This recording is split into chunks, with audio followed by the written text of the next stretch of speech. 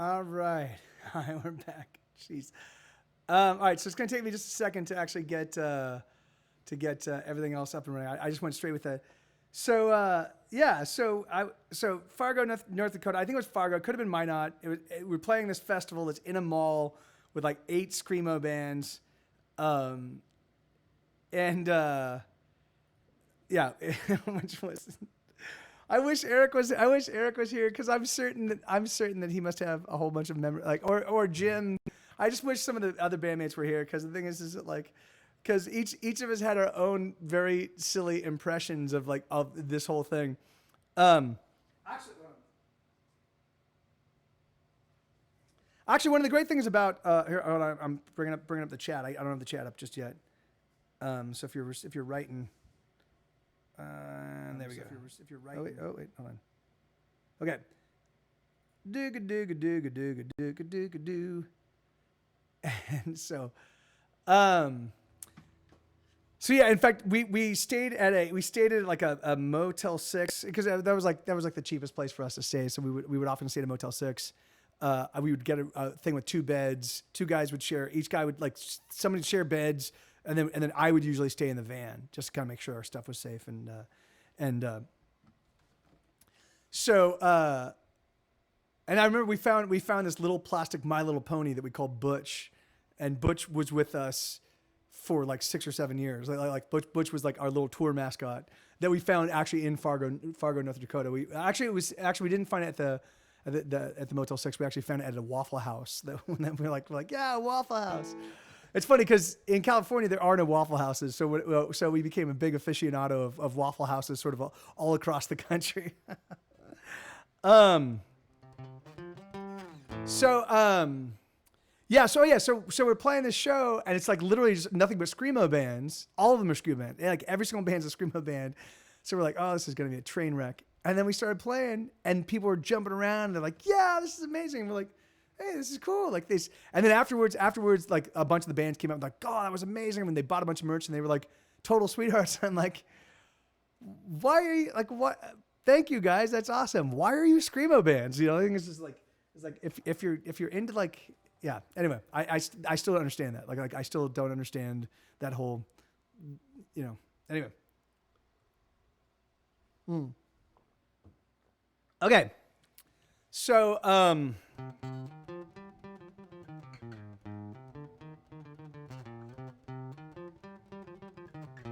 hey, Finakri. Oh yeah, so I'll play a couple songs, let everybody get kind of like you know, in fact, can you let me just here, let me see, refresh.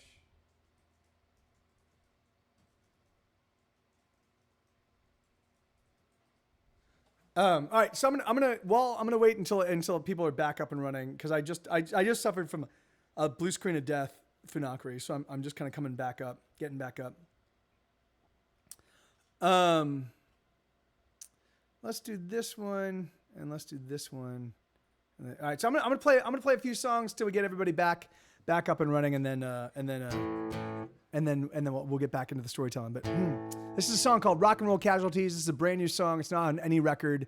I didn't know. Yeah, no, yeah, I'm fine. There was nothing that could be lost. Thank God. So. It's notice sound, everyone get down. It's rock and roll, it owns your soul.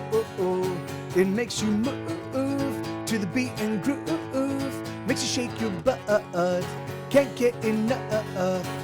When the rock and roll explode with casualties, come dance with me. It's made of fire and electric wire, touch to your spine. The beat unwinds throughout the room. The bass it booms. Everyone gets down to the oldest sound. When the rock and roll explode with casualties, come dance with me. And it goes doom dicka doom dicka doom dicka dicka doom doom dicka doom dicka doom dicka dicka doom doom dicka doom dicka doom dicka dicka doom doom doom doom doom doom dibba doom doom dicka doom dicka doom dicka dicka doom doom dicka doom dicka doom dicka dicka doom doom dicka doom dicka doom dicka dicka doom doom doom doom doom doom dibba doom explode. From coast to coast, the sound explodes. It's everywhere. It's in your hair. It's on your hands. It's in your pants. It's on your tongue. It's in your lungs. When the rock and roll explode, where casualties come dance with me. And it goes doom dicka doom dicka doom dicka dicka doom doom dicka doom dicka doom dicka dicka doom doom dicka doom dicka doom dicka dicka doom doom doom doom doom doom dibba doom doom dicka doom dicka doom dicka dicka doom doom dicka doom dicka doom dicka dicka doom doom dicka doom dicka doom dicka dicka doom doom doom doom doom dibba doom explode. Oh, it lights us up. Oh, we glow. A billion glowing souls the music holds. And we turn on. Oh, we glow. A million billion stars shine on shining bold. Oh, we all feel the beat. Our feet are dancing on. It's an oldest sound. Everyone get down. It's rock and roll. It owns your soul. It makes you move to the beat and groove. Makes you shake your butt. Can't get enough. When the rock and roll explode, will casualties come dance with me?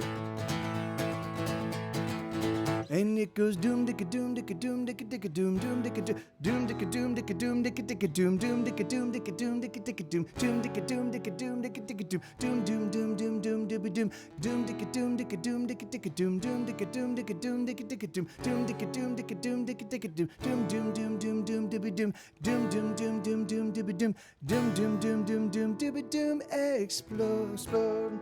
Yeah, I haven't turned on. I have to turn on the Streamlabs chatbot. I have to I need to let everything kind of like take a second to kind of get if I try upload, or if I try turn, hey, thank you 3D Heart. If I try, hey, thank you Bro College Student. If I try turning on too much stuff at the same time, then everything just gets super bogged down. So I have to kind of like do it in a staggered progression. Give me 1 second. Let me do this one. This is called Streamlabs. There we go. Get that. Yeah, this laptop is pretty fucking awesome. I mean, I bought it a couple years ago, and it's still, the specs on it still beat out a bunch of other laptops that now sell for a pretty comparable price. But even so, it's just, you know, it's getting kind of old. It's definitely. All right, so this is another new one.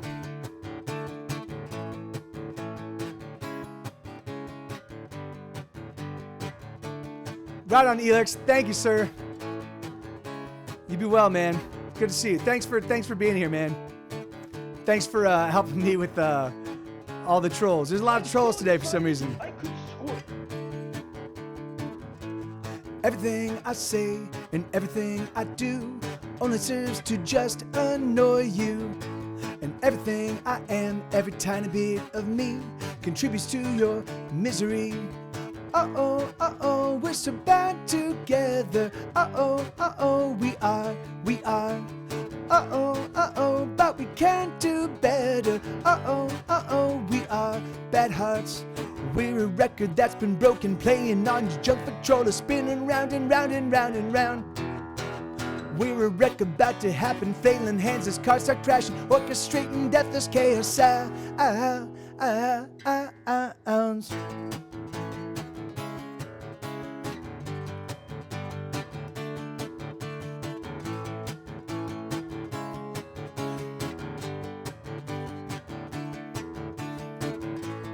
Every single day, every little thing I do only serves to just annoy you.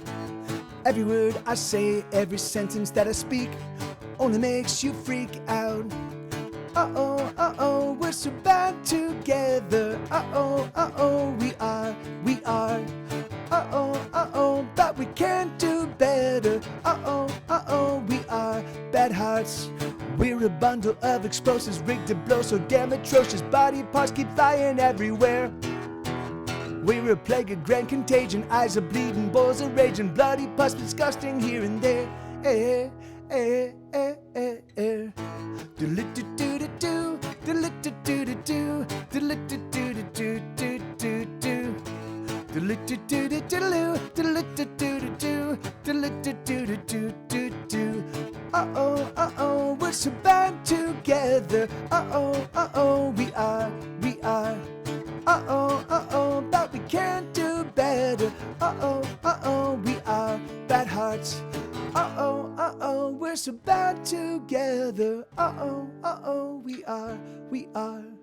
Uh-oh, but we can't do better. Uh-oh, we are bad hearts. We are bad hearts. We are bad hearts. Yeah, so that's a song called Bad Hearts. That's another brand new one that might make it on the next record. I don't know. You know, still kind of sorting that out. Hey, thank you, 3D Heart. So this is a song called Burning in the Rain.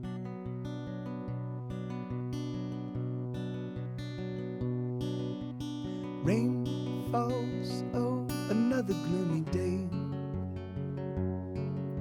Some get out, but most of us remain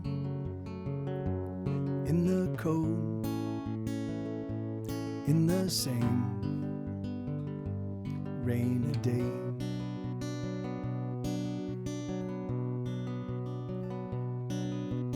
There's no song that we want to hear.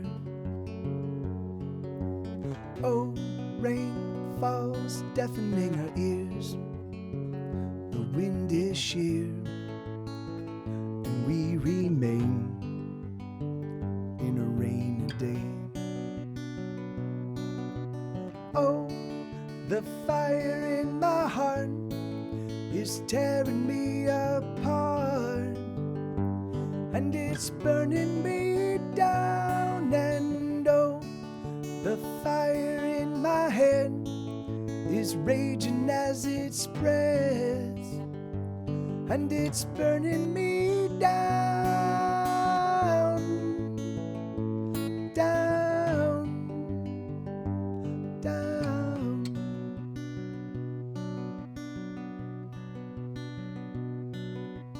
Rain, it pools and gathers at her feet. The chill, it burns and we're left shivering. The clouds crowd in, drop freezing rain, another rainy day.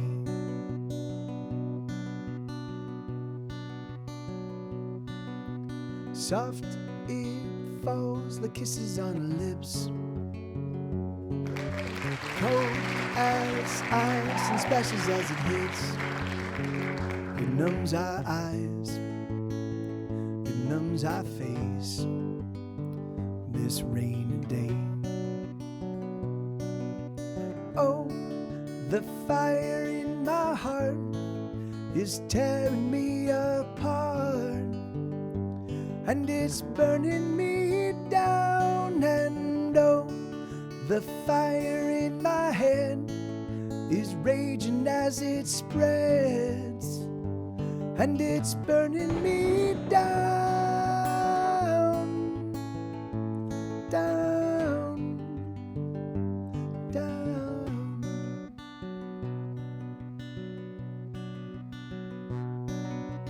Oh, the fire in my heart is tearing me apart, as it's burning me down. And oh, the fire in my head is rages as it spreads, and it's burning me down, down, down.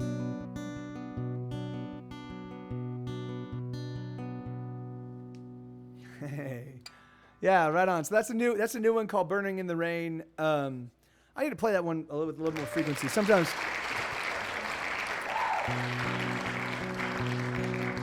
Hey, thank you, Paper Cat. Thank you, 3D Heart. So that's a new one. So I can get back. I can get back to. Sorry. So let me think. I'm just trying to think of if there's any other highlights. Like there, I definitely do have like scores and scores of tour stories. Oh, here I got one for you. So on that same tour. Now we fast forward to Boston. So we're in Boston.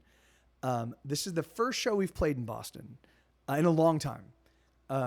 We actually played a show in Boston back in like 2003, and then we kind of never really made our way back to Boston. And so we booked a show at a place called O'Brien's in Allston. And O'Brien's is this little tiny venue, you know. It holds like maybe 70 people. So it's just like a little box, you know. And 70 and there's a bar. There's like a little countertop here. There's a stage right here, and it's just a square, you know. And 70 people can stuff into it. So so Jim, so Get Set Go at this point in time, 2007, 2006. I think it's 2007. You know, like we've got a pretty decent following. Like Grey's Anatomy is licensing a bunch of our music all the time, you know, and so we've been noticing a kind of an uptick in our attendance at every show. And then Jim, our guitar player, he's from Boston, and his last name is Daly. He's an Irish guy. His entire family are all firefighters, and they are super entrenched in the Boston world. So Jim's like, yeah, guys, a lot of my family and a lot of my old friends are going to be coming out to the show. So we're like, all right. So we let our fans know. We're like, guys, if you want to see the show, you should get there early, because it only seats 70 people, and I think there was like a 5-band bill or a 6-band bill, and we're like, so it's gonna be so there's a lot of bands. So if you definitely want to see the show, you got to get there early. So we show up. You know, we load in at like 6 in the afternoon. Like we load in at 6. We go get some food. We come back right as they open the doors at like 7:00, and by like 7:30, the place is packed, and it's all Jim's family and friends. He's like literally like introducing us to everybody. The entire place is just packed with Jim's people and a handful of Get Set Go people. So everybody's like, "Fuck!" And so the venue is like stoked. You know, oh, this is great. You know, like it's wall to wall people. So the first band goes on, and so there is a Red Sox game on. So literally every single now, and I felt bad. Because although really truthfully, I didn't feel that bad, because if you're playing a 70 seat room, and you don't actively promote to your people, hey, it's a small venue, there's 5 bands on the bill, get there early if you want to get in, then fuck you, because because the thing is you're not doing your job. You always need to let people know, you know, if people actively come out to see you. So the entire room is there for us, and literally the first band plays, and every single person has their backs to the band, to the stage, because they're watching the Red Sox game. And every single time something happens in the Red Sox game that is awesome, the entire crowd goes wild. So while the band is playing, suddenly there's a huge cheer because something's happened in the Red Sox game, you know? And I'm certain that must have been demoralizing for the bands, but the thing is, like, come on, guys, like, you know, the thing is it like, it's your job. Like, anyway, so the first band goes on, and then the second band goes on. And then there's like some solo guy, like some guy plays by himself and plays like a 6 or 7 song set. I'm playing by myself, you know. And then there's another band, and then we go on, and we're like the headlining act. And then there's still oh wait, no. So the opening band, there was the opening band, then another band, then the solo guy, then us, and then there was a closing band. So we go on, and now everybody turns around, and everybody's super engaged and like, yeah, this is amazing, and people are jumping around, and it's like fucking rock and roll, and it's awesome, and it's all people there for Jim, you know, and then a handful of Get Set Go fans, and that's it, you know. And so it's a fucking ton of fun, and what a great show, and it's awesome. And we know that we've packed the place out. So I think it was an $8 ticket. There's 70 people there. Like, you know, like it's filled to capacity. 70 people are there. We're figuring that we're going to get like a $500 payout, you know. All right, this is going to be great. So we're after the show, we're selling a bunch of merchandise, and we're having like I don't drink at this point in time, so the bandmates are drinking beers and and we're just having a good time. And the last band goes on, and so as soon as we're done, literally everybody files out. It's now completely empty except for our band and the last band, and the last band is just playing to us. We're like, but we're still supportive. We're like, right on, guys. So the last band plays, and then they load up all their stuff and they leave. And we're waiting to get paid. And we're waiting, and we're waiting, and we're waiting. And 2:00 rolls around. So, the last band was done at 1. We wait a whole hour. 2:00 rolls around. And then I'm like, where's our fucking payment? So, all right, so then the solo guy, the guy that played by himself, he comes out and he's like, oh my God, dude, I got paid $60. That's fucking awesome. And and I'm stoked for him. Right on, man. I'm glad the venue paid you. You played a set. You deserve money. It's $60. That's awesome. I'm figuring that okay, yeah, maybe they made enough money at the bar because it was certainly serving drinks all night long. Maybe they made enough money at the bar to to help pay out the bands pretty well. That's awesome. So more time goes around, and eventually. So I'm like, where's the booking guy? Because we need to get paid. We've been waiting a long time. I don't understand what's like. We headlined the show. We brought everybody here. Where's our payment? So the guy's like, the guy goes downstairs and he comes back up and he gives me an envelope, and he hands me this envelope, and it feels exceptionally thin. I open it up, and it's $60. And I'm like, what the fuck? We brought literally every single person that was in this place, mostly due to Jim, but regardless, every single person in this place was here for us. Every single person. That's why their backs were turned to the entire bill watching the Red Sox game until we played. Then everybody turned around. They were jumping around and super engaged. And then when we were done, everybody left. And the bartender was like, I don't know what to tell you, man. And I'm like, well, where's the booking guy? And he's like, he already left. And I'm like, he already left? The thing is like, I'm like, are you fucking kidding me? So I end up talking to the booker guy, and he says, oh, I gave all the money to the opening band. And I'm like, no, you didn't. I'm like, no, no one was paying attention to the fucking opening band. Did you not pay attention to what was going on? Did you not see? We told everybody to get there early. I told you at the beginning of today, when we first showed up and first loaded up, I told you that we told all of our people to get there early because it's only a 70 seating venue. And you acknowledged that. So the thing is that, so I'm certain what happened. I'm certain I know what happened. So, he didn't pay the opening band. He didn't give the money to the opening band. He pocketed the money. The thing is that he knew that we would torch the place if we didn't get paid something. The other guy, the solo guy, he was also a touring act. So for whatever fucking reason, he gave that guy 60 of our dollars, gave us $60 to keep us from setting the place on fire, and then pocketed the rest. Yeah, man. So Jim's like, let's top shelf the place, and I'm like, what the fuck's top shelf? And he's like, let's go take a dump in the top of their toilet, like the toilet tank. Let's take a dump in there, and so every time they flush it, it just gets more shitty water. So we're like, fuck yes.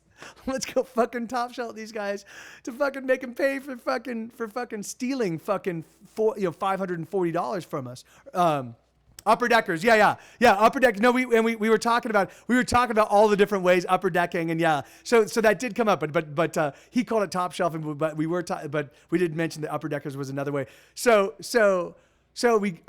what we do, we open up the bathroom, and it is entirely caged because this is a fucking regular practice. These guys fucking steal from their bands all the fucking time, and somebody already had that fucking idea, and these motherfuckers knew it. And rather than stopping the shitty fucking practice of the fucking booking agent stealing from the fucking bands, all they did was just fucking cage up the toilet. Motherfuckers. How you doing, down tonight? Good to see you. I love that handle, brother. Or sister, I don't know your gender, but yeah, I love that handle, Dino Knight. But yeah, man, I was so fucking livid. I was so fucking livid. What a fucking shitty shithole venue. And to this day, I still harbor a lot of resentment to that fucking shit venue. So, yeah. Well, yeah. The thing is like, and we did write terrible reviews. We documented the entire story, and made sure it was posted. So the thing is like, hopefully people have taken that into account. It already had bad reviews, so I didn't pay attention to them. I was just like, I just needed to find us a place to play in Boston, So yeah, so never fucking again. Fuck those guys.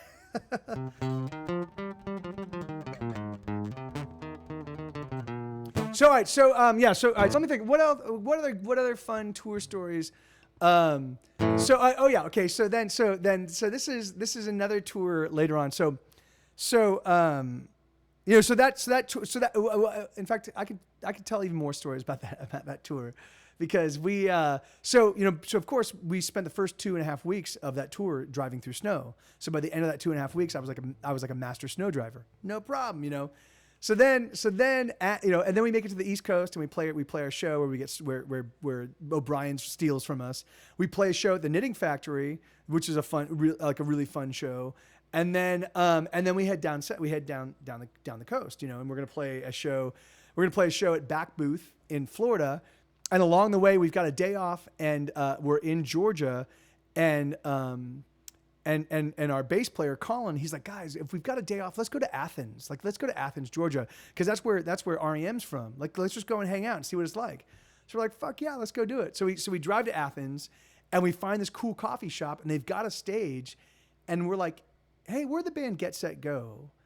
And again, this is still during the MySpace days, and I still have an active. So we had about 70,000 MySpace friends, and I was still posting daily blogs, and so we still had a really active and engaged fan base that was still. So we put out. So we're like, can we play a show here, just an acoustic show, if you guys are willing? And they're like, hell yeah, we'd love that. So we hopped on MySpace, and we're like, in an hour, we're in Athens, Georgia, and in 1 hour we're gonna put on an impromptu show here at this coffee shop in Athens, Georgia. So like 15 kids show up. It was fucking awesome. And so we just played this like we played this little fucking impromptu rock show in Athens, Georgia at this coffee shop. It was awesome. So that was a ton of fun. And so then hey Bobcat, how you doing, brother? Thank you so much for the host, man. I'm kind of all over the map right now, but good to see you, brother. So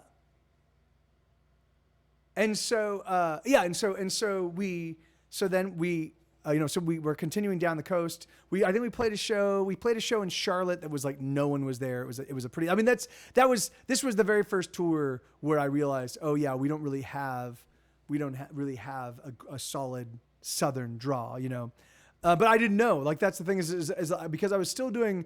Like, the only way that we were reaching out to fans was via MySpace. And we had a lot of shows that were amazing. Like, our Denver show was amazing. Our Minneapolis show was amazing. Our New York show was amazing. Our Boston show was amazing. The Missoula show was amazing. But as we hit the South, we were playing shows. Like, we played a show. So we played a show in Baton Rouge. Didn't bring anybody. That was a sad show because we were opening for Dead Boy and the Elephant, something like that. They were a super cool 2-piece band, kind of like the White Stripes. It was a huge venue. They packed it out. There was like 1,000 people there by the time that they were playing. But we were the band that was like, we were the opening act, and we brought no one. So we brought like 2 people, but we didn't know that we brought them until the end of the show, where they were like, they like literally later at that night, they're like, man, you guys were great. And we're like, you saw it? And they're like, yeah, we were in the back. And I'm like, oh God, But it was a fun show. It was a fun show, and it was fun playing with. I think they're called Elephant and Dead Boy, or Dead Boy and Elephant. But they were super cool, and they were sweethearts, and it was a fun show. But it was the first time I was like, yeah. We played a show in Jacksonville. No one was there, but in Orlando, it's a very different story. And let me say thank you guys for the follows. Thank you. I'm sorry that I'm not. I'm when I do the Mothereffin Storytime shows, it's usually I'm kind of usually caught up in the story. So we go down to Orlando, and so Eric actually had to play Eric did a South by Southwest. He was in another band, and that band was playing at South by Southwest. So Eric flew from Denver to Austin, Texas, and then and then he played that show, and then he flew out and joined us in Boston. So he meets us in Boston, and so now we're traveling back as a 5-piece. We play in Athens, Georgia. Then we head down to Orlando. Oh, we play Jacksonville. Is your tablet okay, Bobcat? Or your computer table? I thought it was a computer tablet. Is the table? What's a computer table? Is it just the table that your computer rests on? So does that mean that it's not, that your computer is not wet? Yeah, let me know. But so we travel down. So we play the show in next to the computer. No worries, just annoying. Oh yeah, yes, yeah. That's always frustrating. And I hate wet paper, like the crinkly, the wet papers that are now dry. I hate that crinkly. Oh, it drives me nuts. All right. So we played Jacksonville. No one's in Like we literally played at this fucking like there's a strip in Jacksonville. Like Jacksonville is a big college town, and there's a strip where it's literally like just oomph, and it's just like frat boys and frat girls, like woo. And so we were literally the only band on this bill. We played our show, and then the moment we stopped, then the DJ kicks in, and all these kids run in. So we played for maybe 5 people, like, hey, get set, go. We're like, hey guys, and then all of a sudden all the frat kids came in, ooh, ooh, yeah, ooh, ooh, ooh. We're like, all right, well, there you go. That was us in Jacksonville. Sue, no, bud, no. Hold on 1 second. Let me just.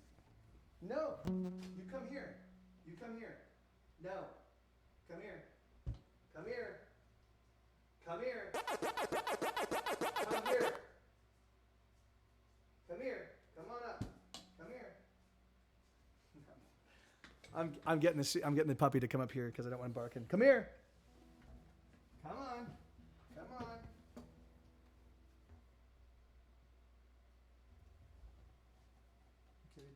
All right, you're gonna lay down.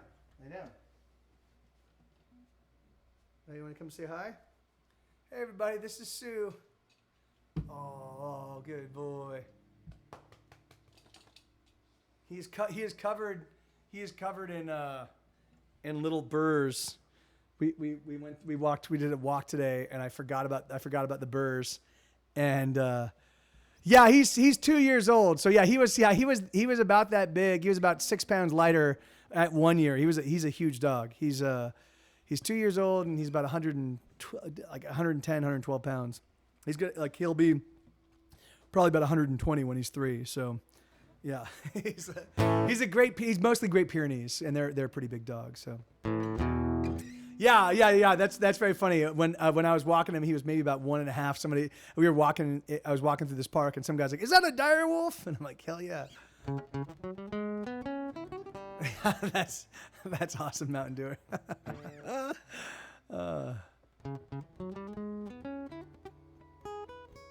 Oh yeah, that's the worst Funakari. Yeah, I'm sort of in the same boat. My car is getting repaired. I'm having the AC repaired on it, and so I don't have a vehicle to actually go get groceries. And so I ate my last ramen. I had some ramen and I ate it last night, and so now I'm out of food. I've got bread. I've got white bread, and that's it. I had the spinning circle of doom at full sound. At least you're frozen in the spot. Oh, right, right on, Jenny.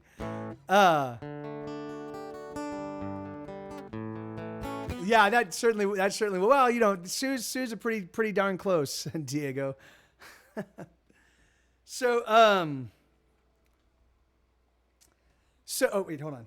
So, oh yeah. So Orlando. So all right. So all along the South, these are some pretty miserable shows, And so it's been kind of we show up in Orlando. We've got a show booked. We got a show booked at a place called Back Booth. It's a real cool venue in Orlando, in downtown. It's like a good spot. It's great sound. We're excited about the show. And literally as we're pulling up, I call the guy.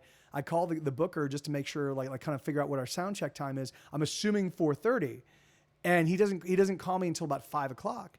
And he's like, "Oh, dude, I'm so sorry. I forgot to tell you the show's been canceled because I couldn't find any supporting acts." And I'm like, we drove to fucking Orlando. We're already here, man. Are you fucking kidding me? Like I know that we have people coming out. I know we have people coming out. I do. In fact, I'm touring. I'm going to be in Berkeley. I'm Diego. I'm going to be in Berkeley on July 15th. So it's Sunday, July 15th. So I play LA on the 14th, and I'm in a place called the Back Room in Berkeley. But it's pretty easy if you have access to BART. It's pretty easy to get there via BART. So and hey, One Odd Sock, you here, man? Did you say hello and did I miss it? Did One Odd Sock say hello and did I miss that? Huh. Oh, hey, hi, man, how you doing? Oh, there you go. There's hi guys. How you doing, brother? It's July 6th. It's July 15th. It's Sunday, July 15th. It's a little bit of an earlier show. I believe it starts at like 8. And it's just me. I'm going to be doing. It's going to be mostly song. It's going to be mostly me playing songs, but I'm also going to be doing some storytelling. My old bandmate, the original bass player in Get Set Go, is going to be there. So I'm going to see if he wants to come up and share some stories with me as well. And it should be a fun show. It should be a real fun show. So and how you doing, One Odd Sock? Good to see you, brother. If you guys don't know One Odd Sock, he is in his own right an amazing musician and songwriter, and he actually has but his stuff you can only find on SoundCloud right now. Hopefully that will change in the near immediate future. But right now you can find his stuff on SoundCloud, and he actually just covered one of my songs, and it's a fucking amazing version of the song.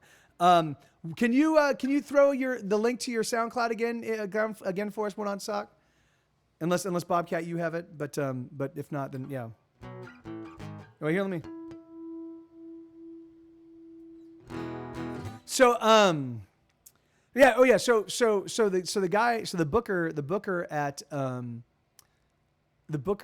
the back booth says, "Hey, oh, we forgot, we canceled the show." And I'm like, "We're already are you like who does that? What shitheel does like really, like, you canceled the show because you couldn't find supporting acts? We know we've got people coming out." So and it actually turns out. So we show up and we start we're gonna go there anyway to see if people actually showed up, because we're like, maybe we can figure out a way, maybe we can go find a park to play in or something like that and play for. So it turns out that there were like 30 people that were in line for our show. So by the time we get there, apparently a bunch of people left, but there's still about 15, 20 people that are still there.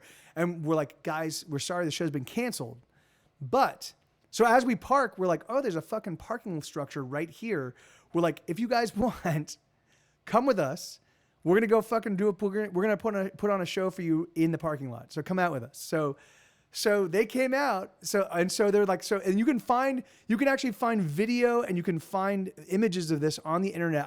I don't know. I don't remember exactly where, but the thing is there are images from this show, but it's us playing the parking lot of Back Booth because the show's been canceled. And this homeless guy walks up and starts soft shoeing as we're playing, and he becomes like part of the show. He's like this gregarious guy. I think his name was like Randy or something like that. But it's like this like African American gentleman that was just a ton of fun. And so we played a bunch of songs, and it was a fucking awesome. We totally salvaged what could have been a complete terrible show. We totally salvaged just by saying, "Fuck it, we're gonna play anyway." So that was a lot of fun. And that was a really cool, cool way to sort of take lemons and turn it into lemonade. And then I think that's the. You mentioned the worst in Boston and Orlando, but what was the best? In terms of booking, well, I mean, so for me, because I had great relationships with venues all throughout Los Angeles. So the Knitting Factory in New York. So I actually put on shows at the Knitting Factory in LA. So, and I forget his name now, curses, but the booker for the Knitting Factory in New York was always super accommodating because one of the things I could do in Los Angeles is if the Knitting Factory had a show fall out, they'd be like, "Hey, Mike, we don't have anybody that can play play tonight. Can you put together a bill?" And often I'd be able to put together a bill where we could draw 70 people, on a minute's notice. And so they kept using me as that resource. So Brian, the booker at the Knitting Factory at that point in time, now he now books. I think I'm not certain if he still books it, but he was the booker at the Troubadour. But he went from the Knitting Factory to the Troubadour. So Brian put in a good word for me with the guys at the Knitting Factory in New York. And so every single time we played New York, like it was just an easy, like we just let them know what day we were going to be showing up, and they would give us a spot, and it was always a great bill. Often we could actually put together our own bill because I had a lot of friends that were New York bands. So we'd put together the bill and we'd play the show, and it was always awesome, and it was always and so. In fact, I have another tour story about us playing New York. I'm gonna play a couple songs. And then I'll tell you I will tell you. Well, no, I'll give you the whole rundown. So this is I think this is the very last tour that I did with the 5-piece. And I'll talk about that in just a second. So let's do you guys have any? Are there any requests? Does anybody want to actually hear any specific songs? Otherwise, I'm gonna play some new stuff. But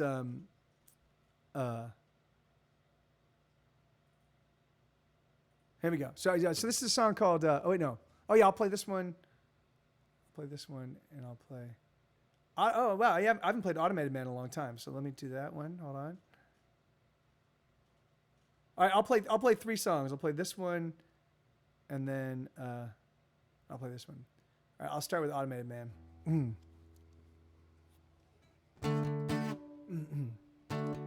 Oh, oh, oh. Oh, oh, oh. Oh, oh, oh. Oh, oh, oh.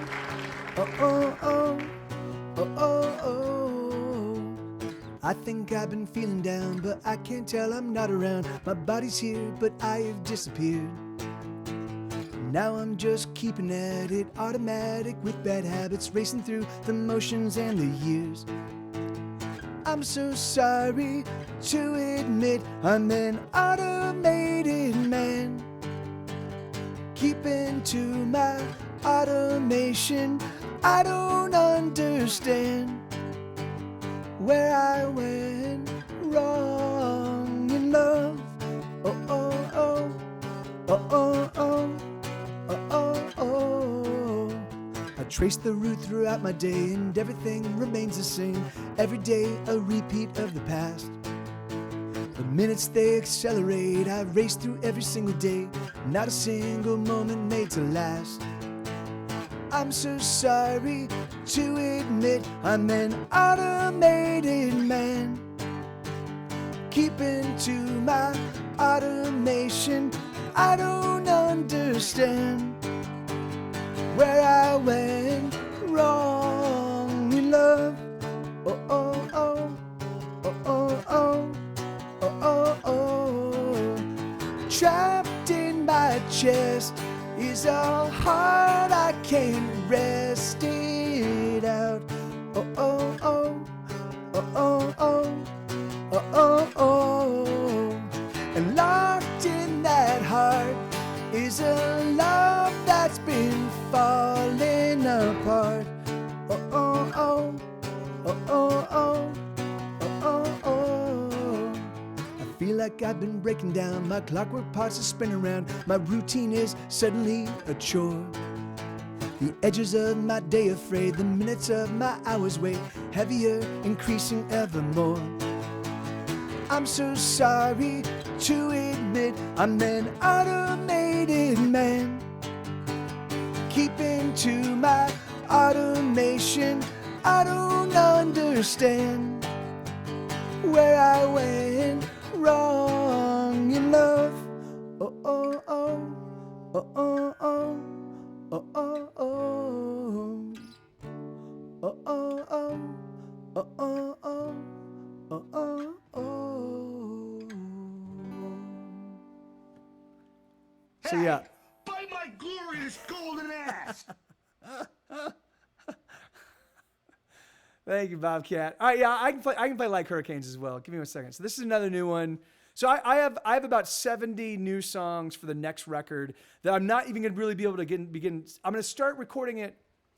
No, it's Berkeley on July July. Hey, bite my glorious golden ass. It's Berkeley on July 15th. So it's a week. So it's the Sunday after that one. So yeah, so it's Berkeley July 15th at the Back Room. You can buy tickets now, and I would recommend, because you save $4. You save $4 on a ticket if you buy it in advance. And then that's gonna be a really fun show. Hey, thank you, Mountain Dew. That's awesome. And that's gonna be a fun show because it's just gonna be me. So it's just gonna be me, and that room is a really cool room. It's like it's a listening room, you know. So it's like it's specifically for like just kind of like, so there's like they've got couches. They've got a grand piano up there. I think I might actually even play some piano songs, and yeah, and I've got some friends that are gonna be there that I'm gonna bring up, and kind of like it'll be about 3/4 music and about 1/4 storytelling. So it should be a fun show. All right. Hey, and right on. Hey, that's awesome, Diego Poole. Thank you, man. That's super cool. Yeah, dude, that's awesome. And so this is a song called Like Hurricanes. Now, this is another brand new one. I wrote this one, you know, I mean, there's, the rain is, yeah, of course. Yeah, of course. I can definitely play it for you in just a second. One other song. So this song is, you know, regardless of your every person's personal politics, and the thing is and I think that every person's voice is necessary, right? The thing is that, like, just because I don't agree with your particular political stance doesn't mean that I invalidate in any way, shape, or form your perspective, right? The thing is that, like, we definitely need everybody's voice at the table. But the thing is that like there are people that actively try to exclude and remove voices from the table. And that often is frustrating for me. And it often feels like we're going backwards instead of forwards. But I realize, as you really think about it, that's not the case. It's actually that over the past decades I've been alive, we've become a lot more inclusionary. You know, it's, you know, now gays can be married, and like interracial couples are not frowned upon, and you know, and people of all religious creeds are accepted and not, you know, like for the most part, you know. So I realized that, oh yeah, we are becoming more inclusionary, you know, and that's important for me because I think that every person is valuable and every person is necessary, and even the people with crazy thought, even the people with abhorrent perspectives, you know, the racists and even the pedophiles. The thing is, like, I think we need to hear them out so we can understand them, to figure out the best ways until racism has been stamped out. And we need to know the racist perspective, you know? So, and I mean, if you're a racist, I don't see why you're in the stream if you are racist, but the thing is, but even so, I still think that, like, I think every voice needs to be heard, you know, as sometimes as difficult as that can be to hear, you know, but this song is me kind of acknowledging that even though sometimes it feels like we're going backwards, we're not really. And so this is called Like Hurricanes, and it goes like this.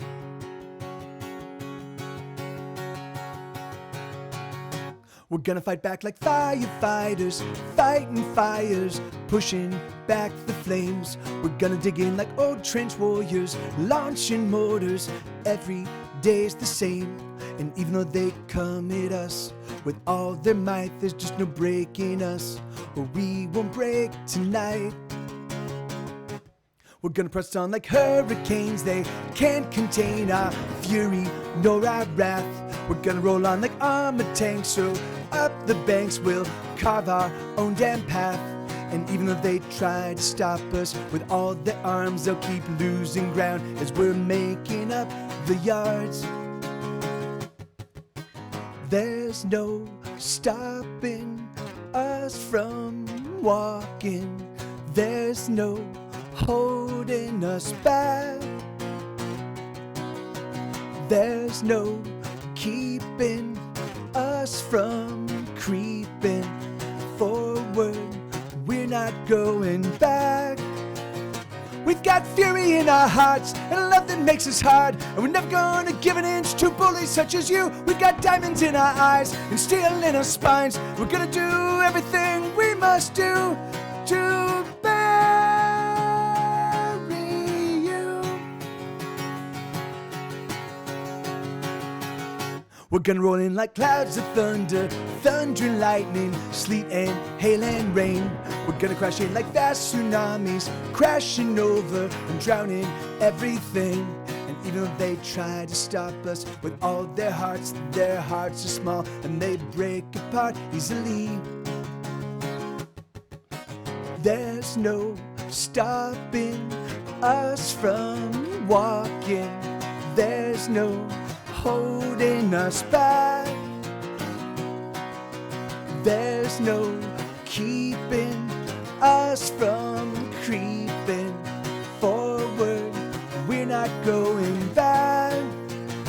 We've got fury in our hearts and a love that makes us hard, and we're never gonna give an inch to bullies such as you. We've got diamonds in our eyes and steel in our spines, and we're gonna do everything we must do to bury you. Give up, surrender, we'll let you go home. We'll let you go home. We'll let you go home. Give up, surrender, we'll let you go home. We'll let you go home. We'll let you go home. There's no stopping us from walking. There's no holding us back. There's no keeping us from creeping forward. We're not going back. We've got fury in our hearts and a love that makes us hard. We're never gonna give an inch to bullies such as you. We've got diamonds in our eyes and steel in our spines. We're gonna do everything we must do to bury you. So that's a song called Like Hurricanes. That's gonna probably be on the next record.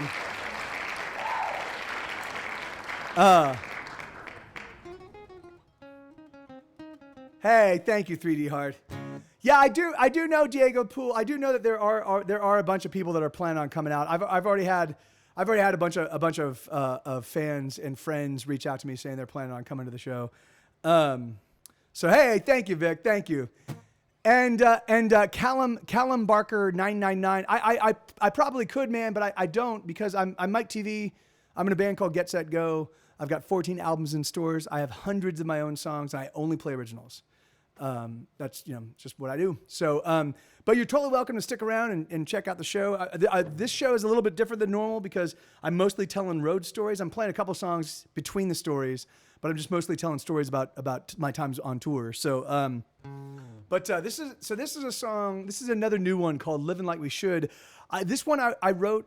I was playing with the minor scale. I was trying to write melodies.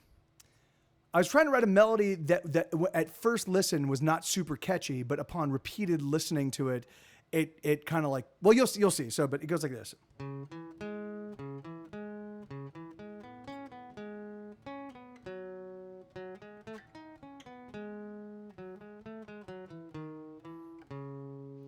I am strong, are you strong? Maybe we can get along, build a life. There is nothing we can't try, just so long as we have you and I. Do you fear? Do you fret? Have your worries happened yet? Put them down. Take my hand and we'll surround all your fears with joy and happiness. Oh, we're running out of time. Put your hand in mine, and let's get to living like we should. And you're good, and we're good. So let's get to living like we should.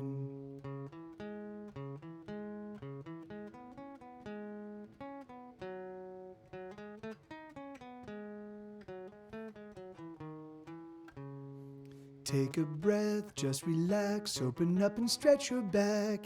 Here we are, in a moment that we share. We are here and here is everywhere.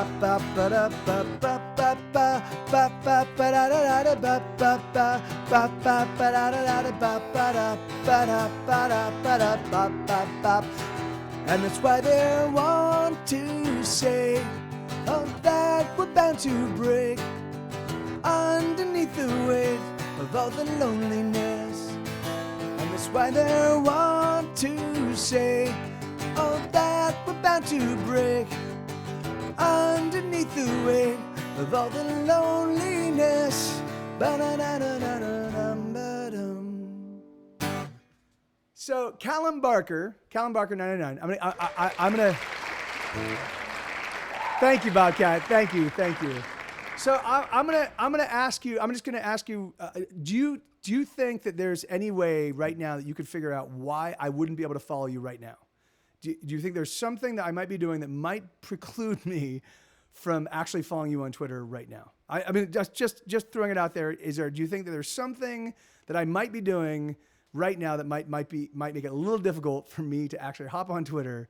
I will follow you, but I'm just saying that right now there might be something that I'm in the middle of doing. I don't know what it is, but I'm just saying there's a chance.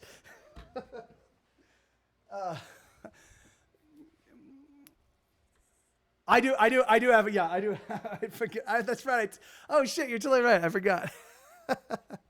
Okay, so all right, so let me think about. So I wanted to share. I've got another touring story for you. So okay, so the very last tour that we did with the whole band, right? So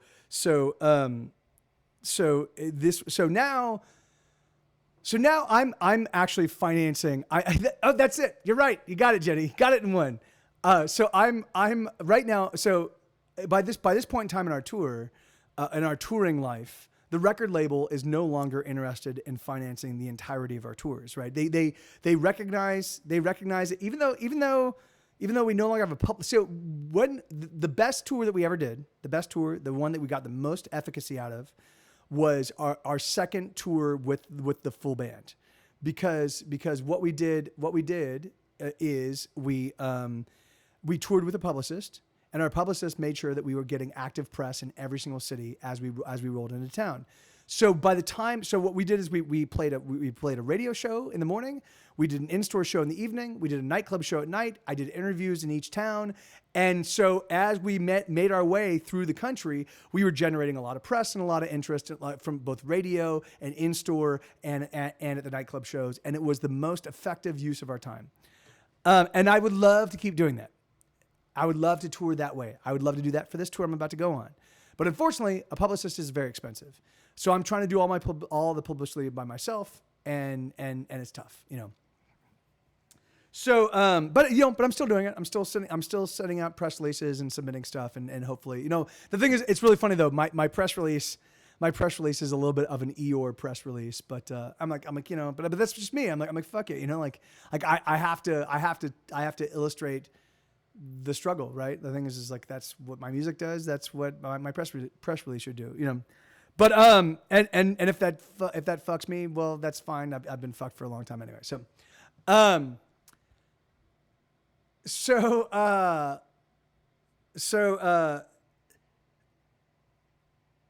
this tour. So now the record label is not interested in financing the entirety of the tour. So I'm like, if you guys can pick up half the cost, I will pick up the other half of the cost. Now, the reason why I could do this is because I was licensing songs to Grey's Anatomy, and I had some revenue coming in, and I was like, it's worth it to me to stay on the road and allow us to kind of keep doing this shit, right? Because the thing is, how do we spread the word that Get Set Go is still playing and still putting out new music if we're not actively touring? The thing is like, we don't have a publicist that's actively supporting us. We're not getting any press. How else do we let people know? So I was financing half these tours, and they were prohibitively expensive. So what we decided to do is we were like, fuck, we'll bring another band with us, and we'll split the cost. So that way I'm not paying for half a tour. I'm paying for a quarter of a tour that I could afford to do. So we rented a big 15-passenger van that had two PlayStation, like they had two not PlayStations, Xboxes. There were two Xbox stations, so one in the way back and one in the front half. And so you could we could even play against each other, so which was awesome. So we could definitely play. So, and we brought New Maximum Donkey, who are our close friends. So it was Get Set Go, New Maximum Donkey, and we were doing a full U.S. tour. With I don't think we played a show. I think the show in Toronto was the tour before. So and so we're like this is gonna be great. We're traveling with our fucking closest friends in all the world, and it's just gonna be a ton of fun. So, but of course now again, so I'm still sober at this point in time. So I'm not so and Benny and which is funny is New Maximum Donkey is and they're fucking amazing. They're really really amazing. And again, in fact, Lloyd Curtis, weren't you saying that you were actually checking out their music and really loved it? But I do recommend, they do have 2 albums available on Spotify. I highly recommend checking them out. Both albums are great. Both albums are great, but the Square Root of All Evil, which is their second record, for me is like particularly near and dear to my heart. Just because the first record was kind of they were working with Christina Aguilera's producers, and I think, and for me it feels like the album is a little bit too polished. It loses a little bit of the donks like raw magic. But it's still good. It's still a great record. It's just I think it's a little too polished for my taste, but. So we like there are all sorts of tour stories, all sorts of really silly and awesome tour stories on that tour. But rather than, cause I don't have a lot of time, what I'm thinking is I'll just tell this story. I'll tell this story and then I'll play songs to the end of the 4:00 hour. So we're driving to New York. And we're going to be playing a show. We're going to be playing a show at the Knitting Factory, and already we've heard word that there's been really good pre-sales, and that it might sell out, which is the first time, which would be the very first time that Get Set Go has sold out a show in New York, and that's fucking awesome, right? So we're super excited about that. The great thing is that New Maximum Donkey, like a lot of our fans, because they know of us through Mr. T's, they also know the Donks, so that's extra incentive for people to come out. So it's good, and So we're playing the Knitting Factory. We're playing the middle room, not the top room, which is the big room. We're playing the middle room, which is like, I think it seats like 70, 80, 100 people, something like that. It's not a huge space, but it's a decent sized space. And so we're en route, and like already so now again we're traveling with we're a 5-piece. Get Set Go is a 5-piece, and we're traveling with the 4 members of New Maximum Donkey. So, so there's 9 guys, 9 guys in a 15-passenger van. So it's good because there's enough space that if people want to lay down and sleep, they can lay in the very back couple benches and still sleep while everybody else can still fit comfortably in this van, So I'm driving. And we've already had like 2 or 3 stops because there's fucking 9 guys, and for whatever reason, 9 guys cannot coordinate their fucking peeing. Like we can. So we're just constantly fucking stopping. Hey, Mike, I need to pee. We were like we just stopped half an hour ago. Fucking I'm Benny too is sober, but Benny is also like a little bit of like a pinball, like boom, boom, boom, boom, and let's do this and boom, boom. So I'm like, and I'm the guy like trying to keep us on. Like we're usually playing radio programs. We're doing in stores. We're doing nightclub shows. Like there was a 2-day period where we played 9 shows over the course of those 2 days, or 7 shows over the course of those 2 days. Like that. I mean, we were just booking, And so I was like, fuck guys, so I was kind of losing my shit. So we're driving into New York. I'm kind of losing my shit. There's like people were like, I just want to get us there. I know that finding parking for a van and a trailer in New York can sometimes be an all day affair. So I just want to get there. I want to fucking get our stuff loaded up and then find parking. And then once the vehicle's situated, then we can be totally fine, But, so I think it was Dave. Our drummer was like, "Hey Mike, I need to pee," and I'm like, "Fuck, all right." And so I just pulled. I just pulled right on the side of the road. I'm like, you can pee right. You know, we got a big van with a trailer. You can totally hide behind the fucking thing and not be seen peeing. So I'm like, all right. So I'm angrily. I'm like, fuck. All right. So I just immediately pull over, and I hit a pothole or hit something, and all of a sudden we're like, and like, what the fuck is going on? Well, we climb out of the vehicle, and it turns out that I have driven over something and blown a tire in our trailer, right? So it's a U-Haul trailer. So we've blown a hole in the trailer, in the U-Haul trailer. So fuck. So Dave pees. We climb back in, and now we limp into. We literally decide we're just gonna limp all the way to the venue. We're just gonna drive with a wrecked tire, and we're just gonna drive all the way into Manhattan and actually find the venue and then unload. So we do that. So we actually we drive in. So we're driving with this I'm driving with this fucked up trailer, like, you know, which is awesome because people keep driving by and they're like, "Hey man, your trailer!" Like the vehicle is fucking shaking as we're driving, and people are like, "Hey, you got a trailer, or you got a tire out." And we're like, "Yeah, we know. That's why we're shaking. We totally get it." You know, like, but it's fucking. So we get there and we load up. We load all our stuff in, and then I call AAA. I call AAA and I call U-Haul. So turns out that there is a U-Haul place where we can swap out the trailer, but it's like in Jamaica Plains, and they're closed for the day because we're showing up right before our sound check was I think it was at like 5, so they're closed for the day, and we won't be able to pick it up until tomorrow. So fuck. All right. Well, what the fuck do we do? You know. So I've called AAA to see if they can actually send somebody out to repair the tire, but AAA in New York is notoriously slow and awful. So I reached out to them and so they don't pick up. The AAA just does not even pick up. So I'm like, fucking hell. What am I gonna do? But we do manage to find street parking. It was awesome. It was a miracle. Like literally right down the street from the venue, 2 spots opened up at the exact same time, and we just zipped right in with the trailer and the van. Okay, there's the trailer, there's the van. They're situated. Just plug money in the meters. We're fine. This is awesome, you know. And so we play the show, and it's a sold out show, and it's fucking awesome. And we literally sold, I think, $1,200 in merchandise that night. It was so fucking epic. It was like, and it was definitely sorely needed for me because I'd lost $500 from Boston the night before. So yes, this is great. So we sell a ton of merchandise, and it's a super great show. And then we make a bunch of money at the door because we sold it out. And awesome. So it was a really profitable night for us. And then we walk out and we load we load everything into the trailer, the broken trailer, you know, and so then I call AAA.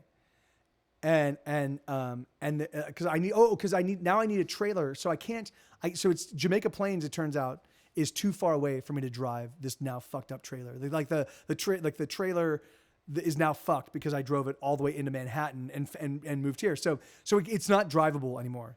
So I need to get a AAA truck to show up and tow the trailer to the U-Haul in Jamaica Plains. So I finally connect with somebody at AAA at like 2 a.m, and they're like, "Yeah, we can get somebody out there, but we can't get them out there until 8 a.m." So all of the bands are like, "All right, well, we're stuck here till 8. We'll see you later." And so everybody takes off. Like everybody just goes, and they leave me. I'm like, "All right, yeah, I'll just stay here with the fucking trailer and by myself. Don't worry, guys. You guys have a great night."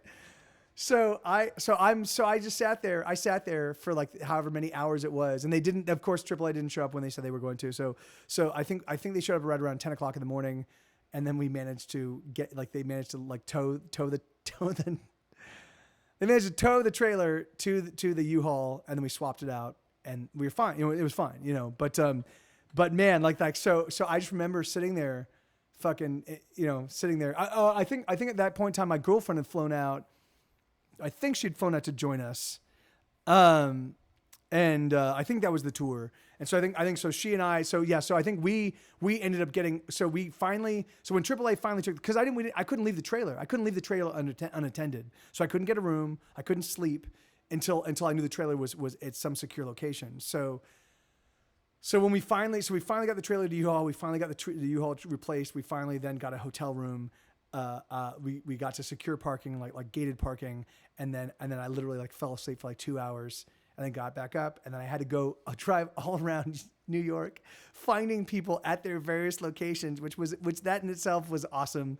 And then like, so by the time like it was like by afternoon, I'm like, all right, let's fucking go. You guys drive. I'm going to bed. And and so that was and all of that because I just got angry. I was like, fuck, and I just turned off really angrily and paid the price. I will never ever do that again. I learned my lesson. So all right.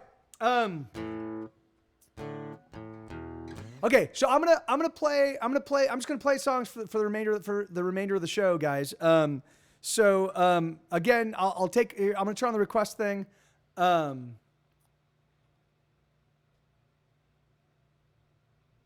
Give me 1 second. No, hey, that's the wrong one. Hey, yeah, I am familiar with the Raj Patel stuff, man. I don't do competitions. Like the thing is that like, yeah, I'm sorry, like I don't do talent shows and stuff like that. Like I do appreciate it. People have swung by and said hello and have offered. And that's not my bailiwick. It's not the kind of thing that I like to do. And it's not so. Yeah, but I really do appreciate it. I really do appreciate it. I'm so glad that you guys have that you guys keep finding me and keep inviting me, but it's just not my thing. Like, and I have seen the show and it definitely seems like it's a lot of fun, but it's not my skin's too thin for that kind of stuff, alas. All right, let me see. So, I can do Hearts in Twain.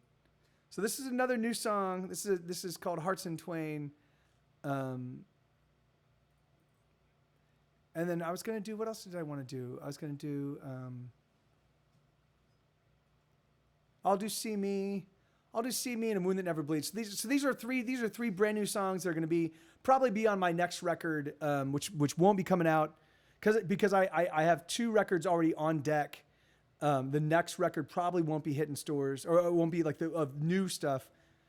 Probably won't be hitting stores until 2019. But this is a song called Hearts in Twain.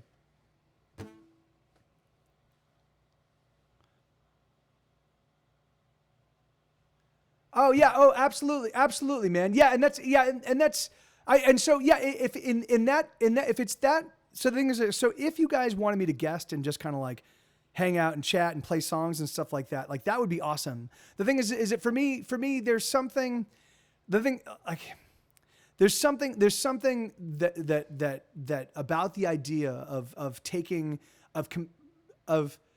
someone's art and comparing it to someone else's art that from my perspective, there's just an inherent flaw in that perspective, right? The thing is that because like each person's art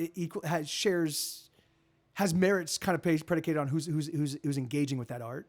And then it also has merits predicated on the person that's making the art. So for me, so it's always tough. It's like, so basically it's like, who's better, Spielberg or David Lynch? Like, well, obviously Spielberg is dramatically more successful, but one can argue that David Lynch makes better films from a bunch of different kind of perspectives. So the thing is, so for me, I try to avoid putting myself in those kind of positions because I want people to I know that not everybody digs my stuff, but the people that do, I always want them to feel like, yeah.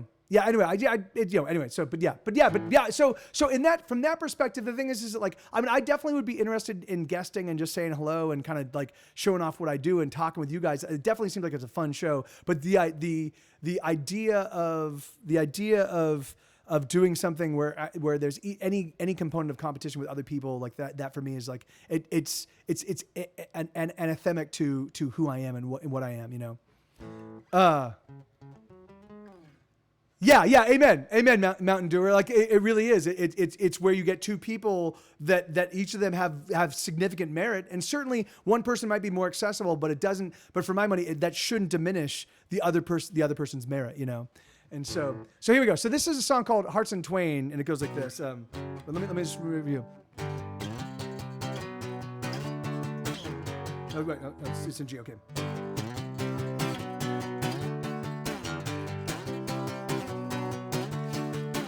We got the beat, we got the rhythm, got the music lover. We got our fingers round the spine.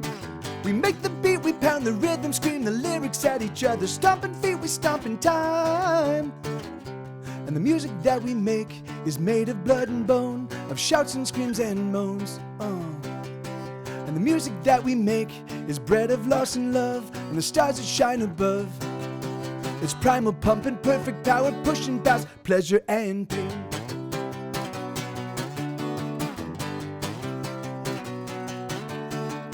We got the thrum, we got the hum, we drum the rhythm, brother. We own the measure and the time. We scream the words they barely heard above the Russian rhythm. We force the filtered in a line. And the music that we make is made of skin and teeth, and the secrets that we keep. And the music that we make fills our hearts and lungs, and the clouds that hang above. It's booming, blasting, big bombastic, breaking boundaries, breaking hearts in twain. The heavier of hearts, the more it breaks. Hearts in twain. The heaviest of hearts hold the most pain. Hearts in twain. But the music takes the hurt, keeps it away. The music takes the hurt away.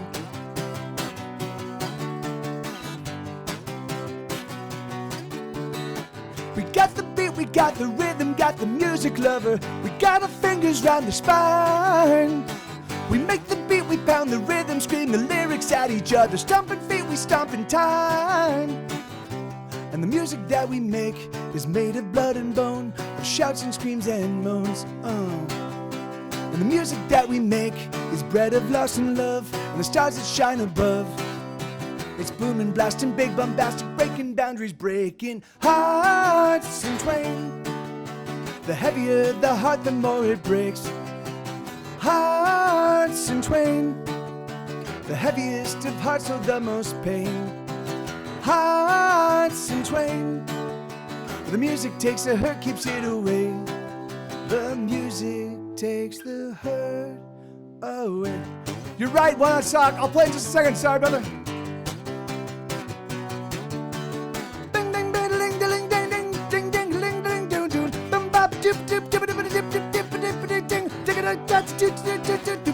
Ding ding ding, bum ba dum ba da dum bum bum ba dum ba da da dum bum. Right on. All right, so that's a song. That's a song called "Hearts in Twain." And you're totally right, One Hot Sock. I'm sorry, brother. I'm sorry. Here, let me get this one for you, man. So this is a song called "The Rain Is Here to Stay." This is on. I put out a little EP in. Hey, thank you, buddy Nova. The EP came out in like 2013, I think. It was the only release 2012, 2013. But yeah, it was like for a little while, it was like, it seemed like there was a stall in Get Set Go land. And this was like the EP that was just kind of like the last lingering thing for a couple years there. And then I started fucking rocking like a maniac. So this is a song called "The Rain Is Here to Stay." It goes like,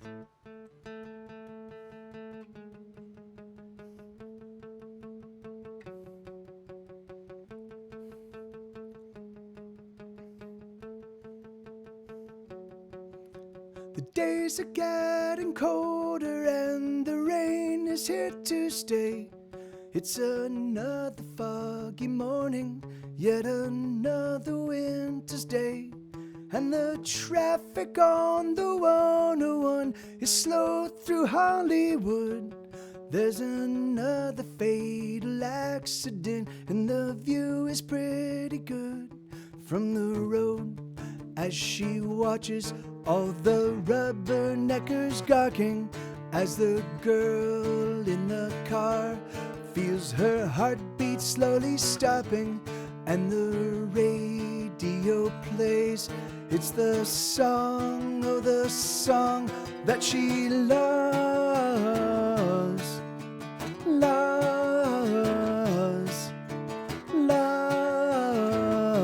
no more.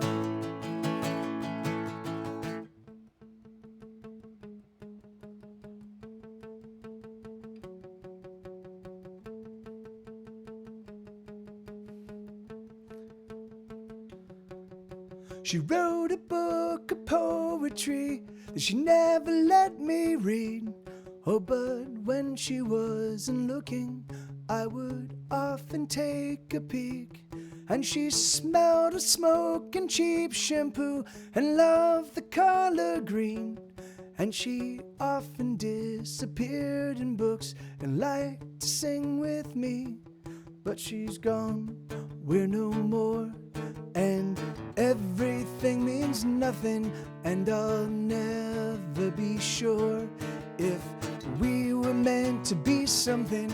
And the radio plays, it's the song, oh, the song that she loves, loves no more. And the radio plays her favorite song, and I can see her as she sings along, as she sings along to her favorite song, as she sings along to her favorite song. It's all I've got since she's gone, is her favorite song. Yeah, that's it's funny. Were you confused by that one? Because those I stole those directly from Elliott Smith. He used to do a lot of that kind of stuff, like the.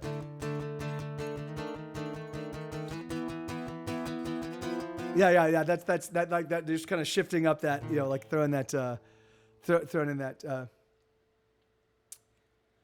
Oh yeah, no. So I mean, I if you want, I could probably chart it. Thank you, buddy Nova. I could probably chart it for you and give it like, or if you want, man, I could just like. We could do like a Skype session or something. I could walk you through how to play it, because it really is not that hard. The little muted bits are just individual notes. Those are pretty easy. And then this is just a second position bar chord. So it's basically, rather than playing the full bar chord, like when you play a minor chord in the second position, you just do like you play like a power chord, like, and then you just slide it up. And that's it. And those are the only complicated chords. And then you've got everything else is pretty straightforward. So yeah, I mean, if you have trouble with it, let me know, and I can definitely walk you through it. Fuck it, whatever. Okay. All right. Right on. I do have tabs for. I mean, I don't have tabs. There are people. I do have people that have created tabs for my songs. I don't know how good they are, because I don't play them like I know how to play my songs. So so they might be right, they might not. But the great thing is that you can just always tune into this show and see the way I'm playing, and then like I did right there with One Odd Sock, like I definitely will kind of walk you if you are struggling with how I play something. I can usually. Some of the stuff I've written over the past couple of years is some of it is pretty advanced, but for the most part, most of my music can be played by a beginning guitar player. Like I try to write songs that are easy because I even have a one chord song, that where it's just E chord the entire way through, because I want to give people that are just learning how to play enough music so that they can play, So here, let's see. So this is a song called "Fuck It, Whatever, Okay." Sue, what are you doing, bud? All right, no barking, okay, bud? I wrote this song. I wrote this song for those moments when you realize that your fucking life is just about to fall apart. Like you've just received terrible news, and you know that not only is it terrible news right now, but it's going to be terrible for a long time. And it's that moment when you're like, all right, fuck it, here we go. We have to like slog through this shit, So this is called "Fuck It, Whatever, Okay." So this is about that moment where you're like, oh, "Fuck it, whatever, okay,"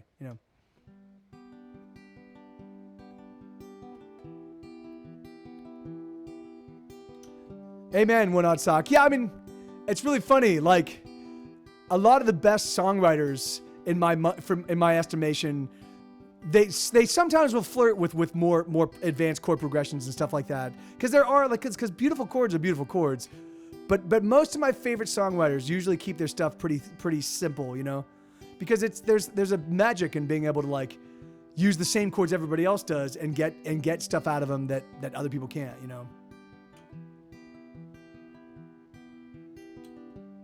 I'll be alright. I don't want to break down. I'll be alright. I don't want to break down. I don't want to freak out. I don't want to. I'll be alright. I just need a moment. I'll be alright. Just give me a moment. I just need a moment. Just give me one. I always knew there would be days like this when it all falls apart and it all goes to shit. I always knew there would be days like this. Fuck it, whatever, okay. Yeah, sorry about that.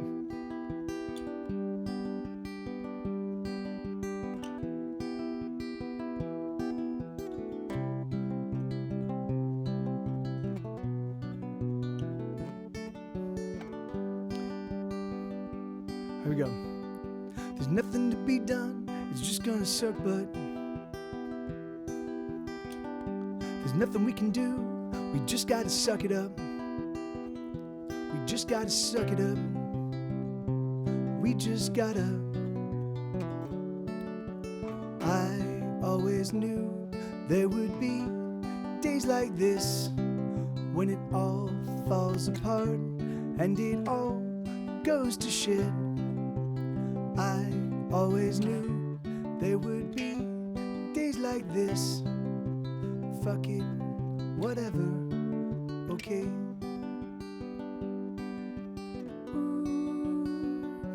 We'll just get through it.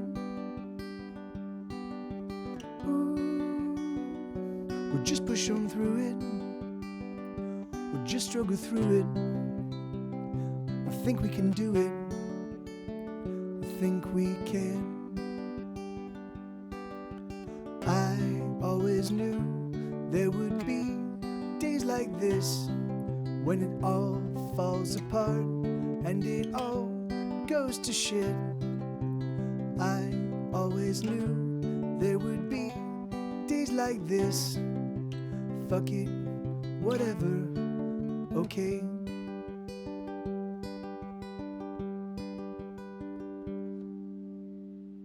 Yeah, right on. Hey, thank you.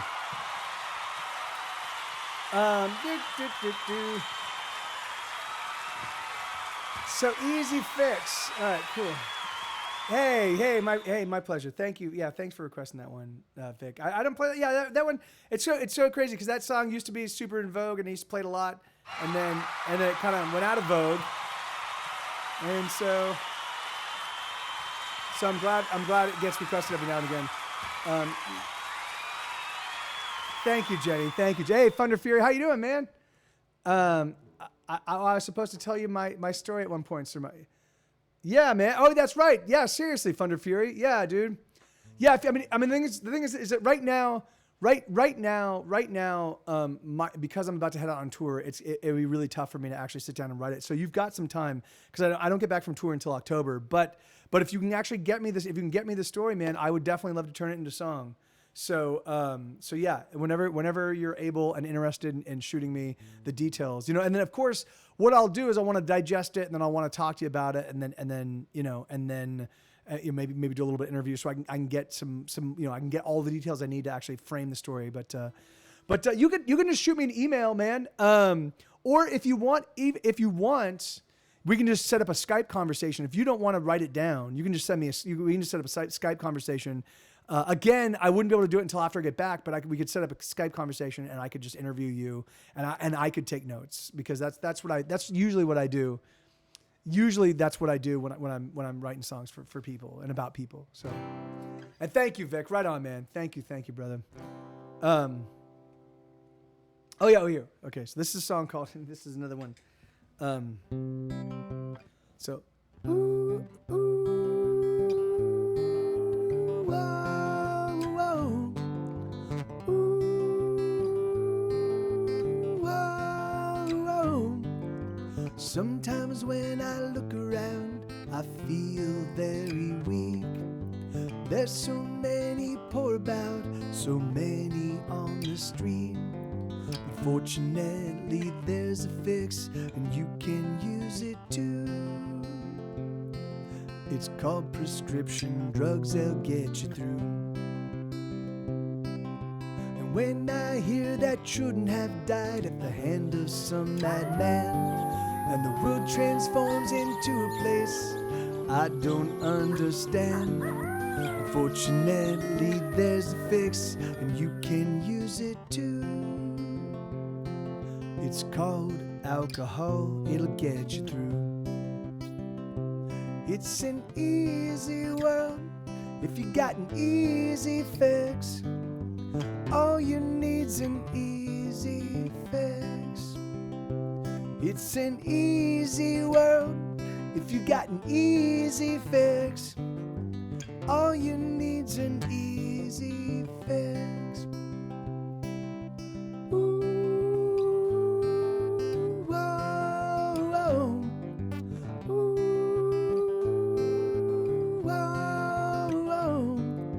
When I'm low and feeling down and no one is around, and I feel like almost every day I'm just losing ground, fortunately there's a fix, and you can use it too. It's called crack cocaine, it'll fuck you up. When I consider all the rampant avarice, all the good that could be done, but instead we're getting rich. Well, fortunately, there's a fix, and you can use it all. It's called heroin, it'll take control. It's an easy world if you got an easy fix. All you need's an easy fix. Oh no, don't do drugs, it's an easy world if you got an easy fix. All you need's an easy fix. Seriously, don't do drugs, it's an easy world if you got an easy fix. All you need's an easy fix. Well, okay, maybe some drugs are alright. It's an easy world if you got an easy fix. All you need's an easy fix. So yeah, that's a song called Easy Fix. All right, so Drugs? Thank you. No, I'm straight. Hey, Disorder Man too. Thank you. I like to consider myself a nice guy. I definitely have my moments though. You know. Thank you, Bobcat. Right on. Thank you, Paper Cat. Thank you for the host, Paper Cat. All right, so I'm gonna play 3 last songs, guys. Thank you for being a part of this. This was a special a Mothereffin Storytime where I just told tour stories for most of the show. I played some songs. Tomorrow I'm gonna be right back here, same exact time from noon to 4 Central Time, playing requests the entire show, and then on Friday. I'm gonna be joined by my buddy Boone Graham, and he'll be here Friday night, and we'll be rocking the house. Yeah. So thank you guys. Thank you for being here. Thanks for hanging out and participating in the show. Thanks for engaging and keeping me. Yeah. I mean, the thing is like, yeah, this is a lot of fun. This is my favorite thing. This is my favorite thing on the earth to do, and you guys give me a vehicle to do it, and so I really thank you so much. So thank you, buddy Nova. All right, so this is a song called "See Me." These next 2 songs are connected. "See Me" is a song about intense loneliness, and so this one's about me experiencing intense loneliness, and then the other one is about me seeing other people experiencing intense loneliness and me connecting with them. So I told my fam you are coming by early September. Yes, and that's exactly right, Paper Cat. So I'm excited. Yeah, do your family live in the same town? Will I get a chance to meet them? That'd be awesome. And thank you, 3D Heart. Thank you. And hey, Lisa, how you doing? All right, so here we go. So this is a song called See Me.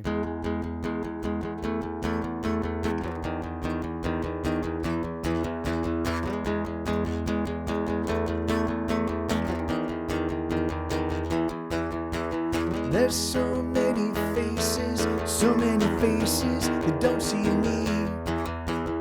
I've been so many places with so many faces I've gone unseen, and I'm all alone, and I'm on my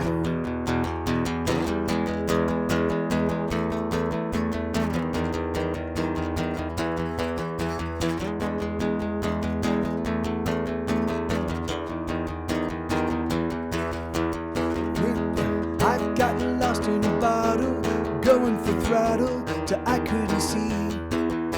The drink don't make it better, my lips are just wetter, but still I'm unseen. And I'm all alone, and I'm on my own. And I just wanna scream, here I am, see me. Sorry about that, Bobcat.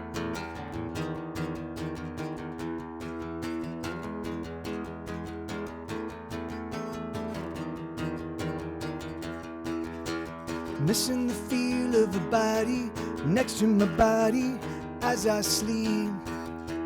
Missing conversation with the lover loving me. And I'm all alone, and I'm on my own.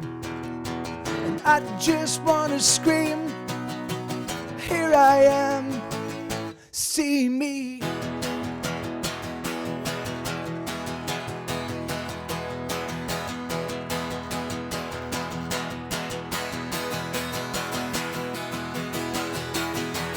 I just wanna scream, here I am, see me.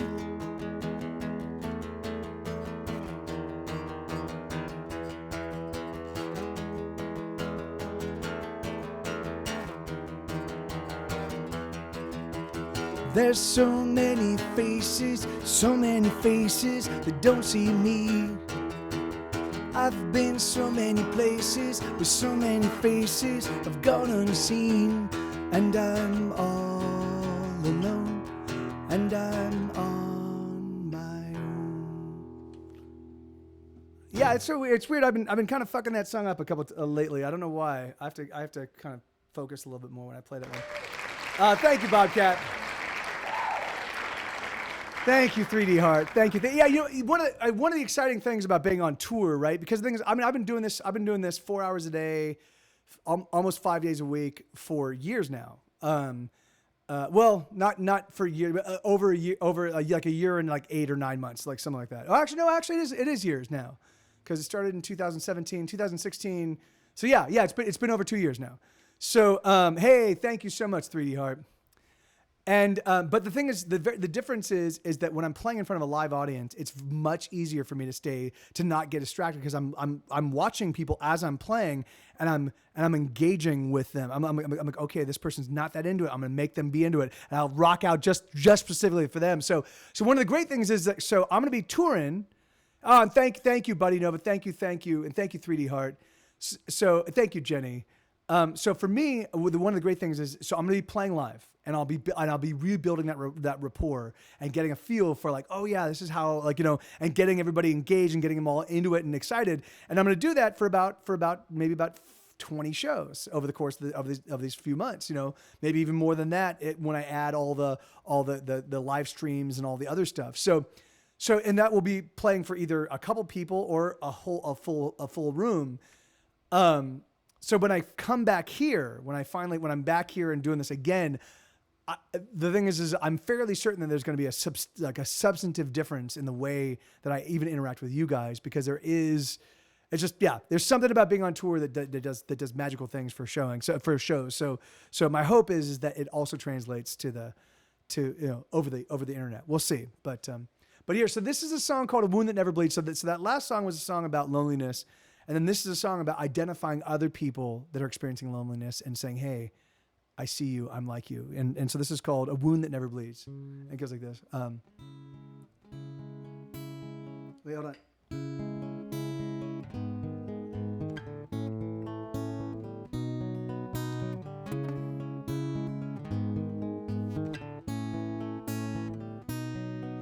I know you don't know me, but I know your face. I see you quite often when I come to this place. I know you're quite busy, there's so much to do, but I wanted to say I see you. There you go. Your smile is a sad smile, like a secret you know. You're just holding on till the time you must go. You're the frost in the morning that's gone by the noon. I guess that's the best you can do. You're the song that no one sings. You're the wound that never bleeds. You're the scent that lingers on in a room where none belong. You're the cold, you're the chill, then you're gone. You move through the people like they aren't there. The walls of your prison you take everywhere. Sometimes there's laughter, but there's just no joy. The cold is a cold that destroys. You're the song that no one sings. You're the wound that never bleeds. You're the sense that lingers on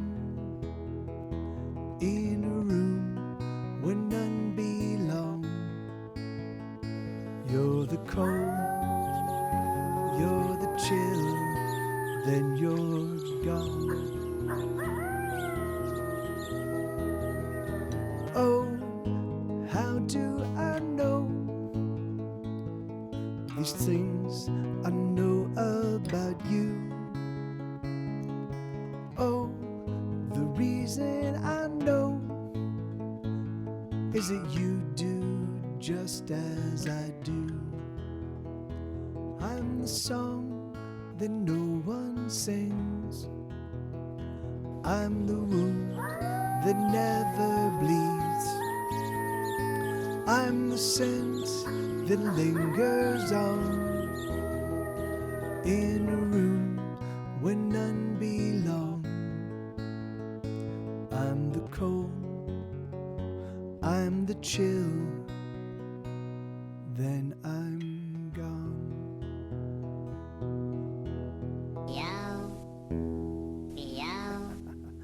All right, you know what? Meow, meow. So, I'm actually going to call it. Hey, thank you, Bobcat.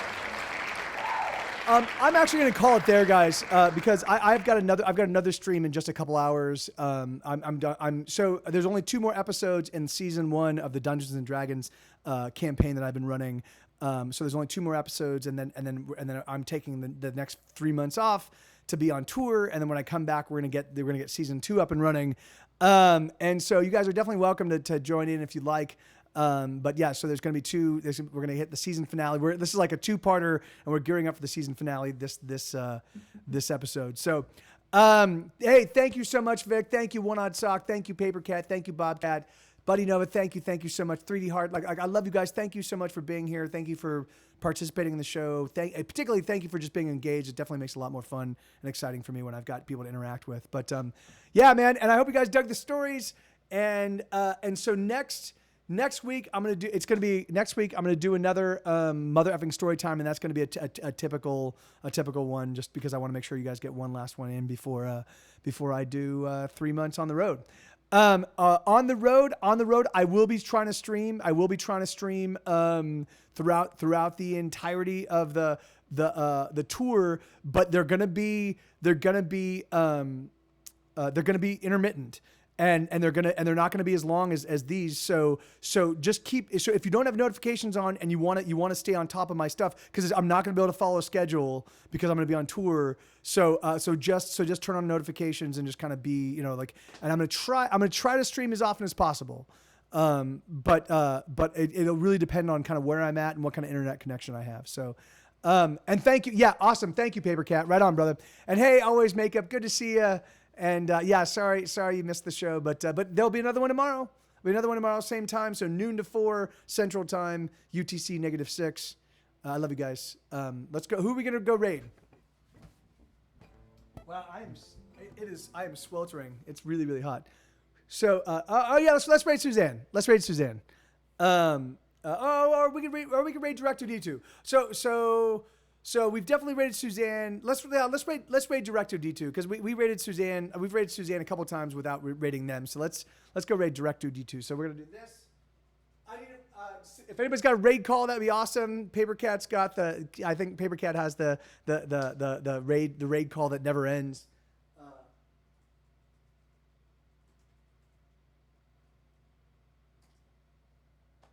Awesome. Do do do do do do do do do do do do.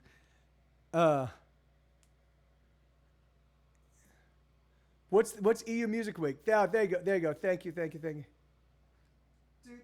All right, awesome.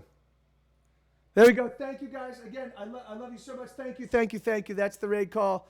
See you all tomorrow. Hopefully, if not, then I hope to see you soon. And you have an awesome evening. And see you guys.